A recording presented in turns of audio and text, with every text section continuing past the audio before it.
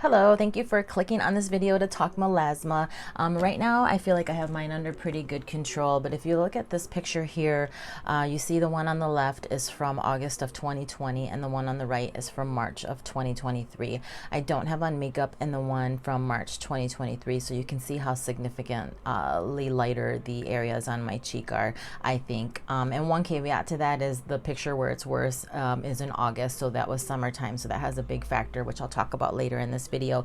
But there are ways that I was able to get it faded like that. And actually I'm going to share my top 6 ways to maintain and treat your melasma. Mine are primarily like my cheek area like you saw, but I also get like that upper lip overall shadowy look that can look like a mustache. That's one of the things melasma is known for, but you can also get it like on your forehead, you know, the sides of your face, just like big parts of your face. So I'm glad I found out I had it when I did, because that's when I really got serious about trying to prevent it and treat it.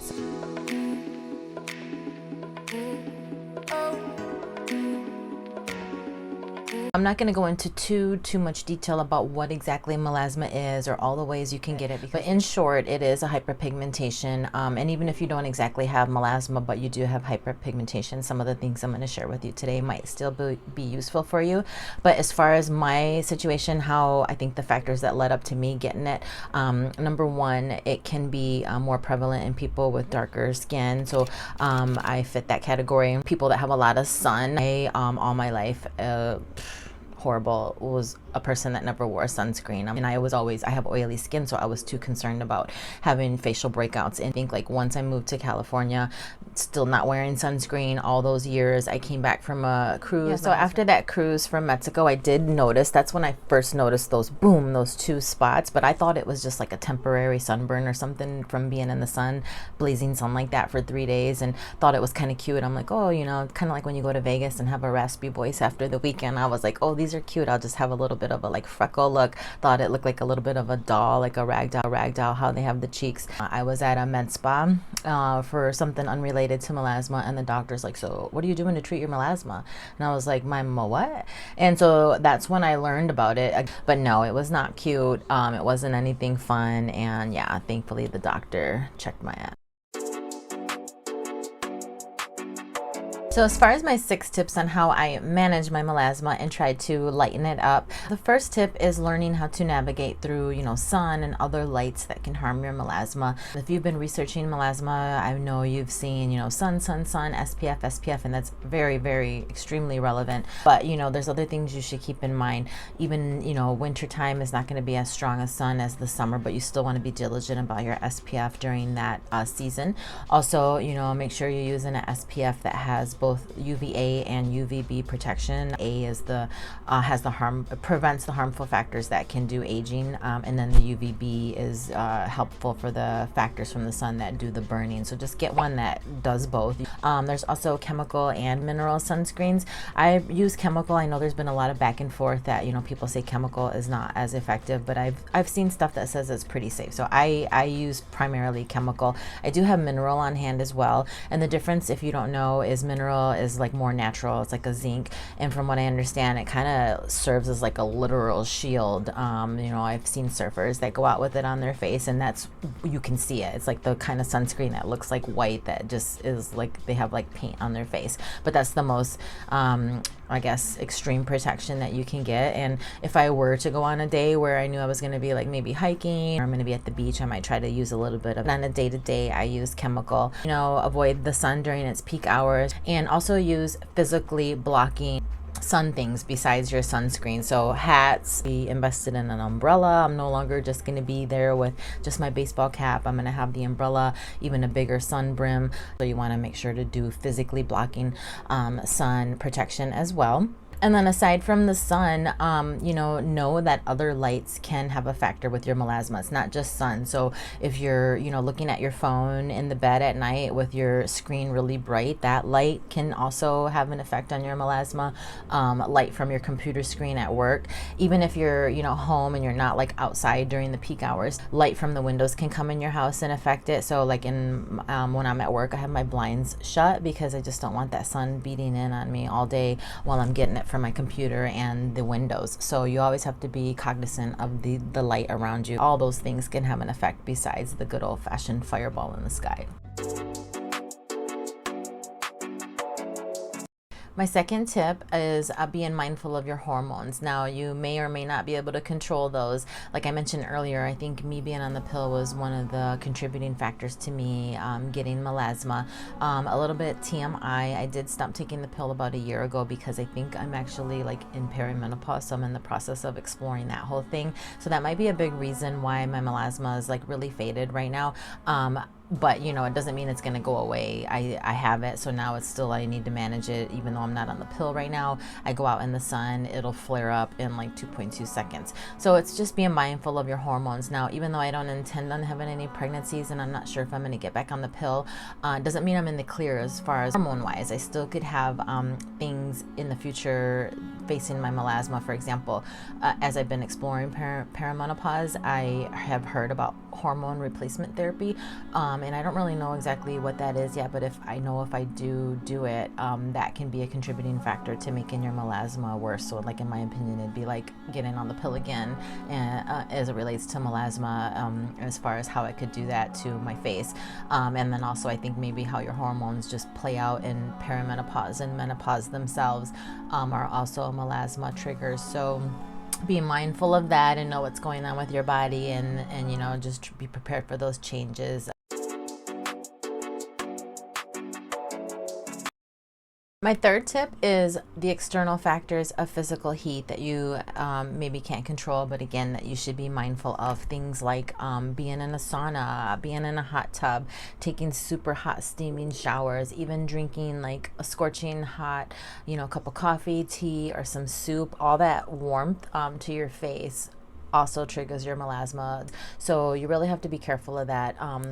In the shower, I like to take hot showers, and I never wash my face, put my face under like the hot water coming out of the shower. So when I do wash my face in the shower, I make sure to turn it on cold, and then I just like freeze for a little bit. I stick my head in without my body, but I make sure that I don't put that hot water on my face.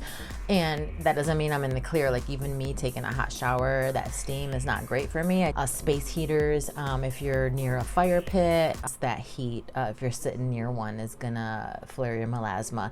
When I'm at work, I do use a space heater, and I were to have it like in front of me and then just have that heat coming at me, you best believe I wake up and I'm gonna be like, poof. Now let's talk about some of the things that you can control or do proactively, or you know, after the fact when you have a flare up and want to lighten it up. And the first is some of the great things that are available at med spas. I have had a VI chemical peel, and it did give me good results. Like once I was done with the peeling process, I do feel like my skin looked smooth and it looked lighter, but I don't think I would necessarily do that continuously. I learned after the fact that it's pretty similar to using Retin-A, which I use every night. I have a prescription tretinoin, which I'll talk about in a little bit, but I learned that they kind of do the same thing. So they both kind of have the same process of like getting that dead skin cell and renewing your skin. Also, I have done a microneedling with PRPs. The microneedling is great for combating hyperpigmentation, and you have to be careful with that because if you do too much friction on your face, that can also trigger melasma. I know it's very tricky. It's like you know, you just have to learn how to balance it.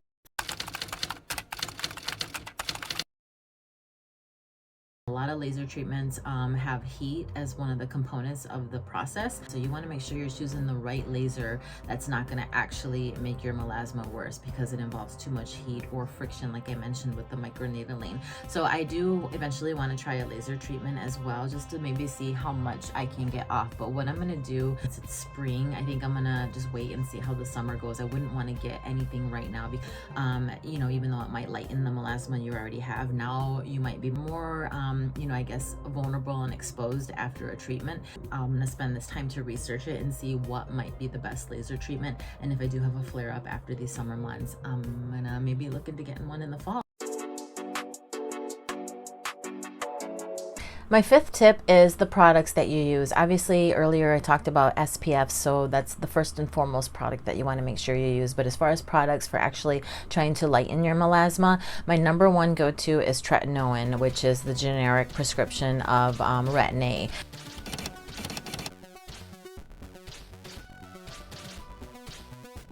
And I actually have a video that explains a little bit more on my usage and my experience with that, which I'll link in the description below. Another product I use is an actual lemon. I've seen controversy out there about whether you should apply a lemon directly to your face or not, and I agree with some of the do's and don'ts. If you have extremely sensitive skin, it could do a lot of harm. But if your skin can tolerate it, which mine can, I do occasionally use a lemon half to rub on my face and leave on for a little bit, like a, I guess, at home little facial. It's got vitamin C, which is very beneficial for brightening your skin. So once in a while, when I just feel like my hyperpigmentation is out of control, whether it's from acne marks or my melasma or just any other general sun damage, a lemon is very brightening. Just use it with caution. It's not great for all skin tones. If you have been researching melasma, chances are you've came across information regarding hydroquinone. I did order a hydroquinone from this brand, Admire My Skin, on Amazon, maybe like a couple years ago, and I think it was 4%. I went to order some recently, and they didn't change the bottle or anything. I didn't even notice that it didn't have hydroquinone, because apparently now the FDA requires a prescription for that. So they just sent this. I went to reorder, and then they sent this kind.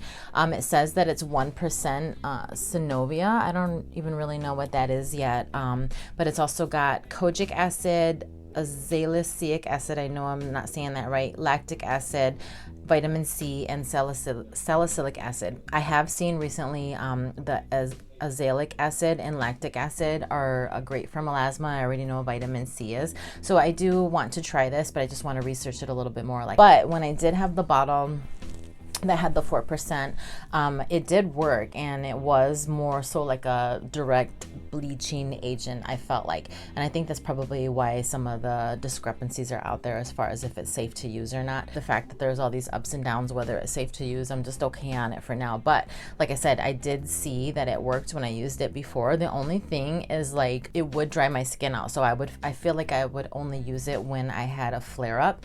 But the interesting thing is, I would put it on like my whole patch, and it's not like it would lighten the whole patch. That would be so beautiful. It would only like do certain areas sometimes. So sometimes instead of having the whole patch removed, now the middle of it's gone, or the outer edge, so you look like it's a map, or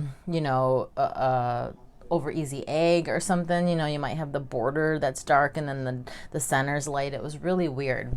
I don't know if I used it every day, if probably it would bleach the whole thing out.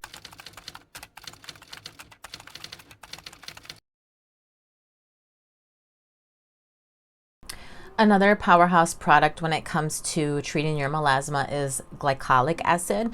Depending on which product you use, it may or may not be something you want to use every single day. For example, I love these Avon new clinical peels. It doesn't necessarily mean it's a peel that you are going to be removing from your face. Rather, it's like a chemical peel. So I use this at the end of my week when I'm just kind of like getting rid of all that damage that I faced. I also love this daily glycolic cleanser from Dermalogica, and even though it's daily, I don't use it every single day. I have so many products that I use depending on how my skin is doing, but when I do want to get a fix, usually I like to do it on a weekend when I wake up and I get like a good refreshing of my face and get some brightening. Mary Kay has some products that I really love that are great for anti-aging overall and a lot of other benefits, but as far as they relate to melasma treatment, they just came out with one of their new clinical solutions that has niacinamide in it, and I've really read a lot about that's skin brightening, so I'm excited about that and look forward to trying that. It is something that they say you can use twice a day, so I might use that more as like a daytime thing since I use the tretinoin at night. I've also always loved their you can't see it in this light, their vitamin C and E serum. Vitamin C, like I said, is a great component, and this one's like really dewy and really moisturizing, so the fact that I'm like being able to put this serum that's moisturizing is great.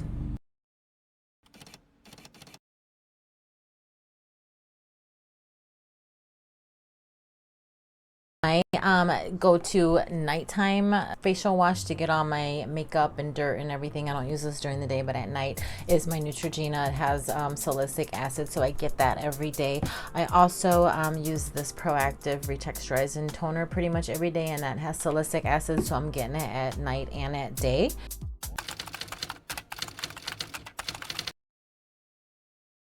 I love to do masks here and there depending on what my skin needs, whether I'm on the verge of a breakout or I'm too oily, or I'm trying to brighten my skin. I've really found that this Sephora pink clay mask has worked well for me. It's their unifying and brightening mask, and I really find that it delivers on the brightening aspect. So another little tidbit that you can try just to give yourself some TLC and manage that melasma.